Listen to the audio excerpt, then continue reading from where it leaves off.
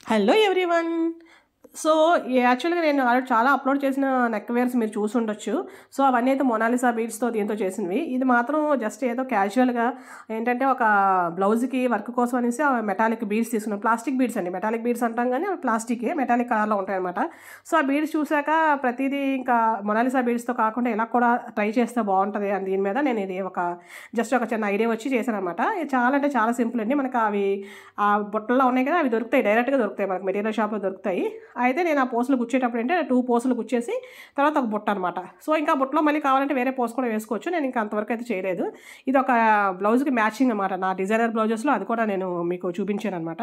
So, అలాగా అయితే సింపుల్‌గా అంటే చాలా సింపుల్‌గా అండి. చాలా లైట్ వెయిట్ అనమాట. కొంచెం ఇంకా మొనాలిసా బీడ్స్ అంటే కొంచెమైనా వెయిట్ వస్తాయి కానీ సో, ఇవి చాలా అంటే చాలా లైట్ వెయిట్ అండి. అలాగే ఇయర్ రింగ్స్ కూడా సేమ్ 3 లైన్స్ కిందనమాట. ఫస్ట్ అంతా బీడ్స్ ఎక్కిచ్చేసి కింద బుట్టలనమాట. పైన హ్యాంగింగ్ అంతే. చాలా అంటే చాలా సింపుల్‌గా అయిపోయింది. చాలా లైట్ వెయిట్‌లో ఉంటది.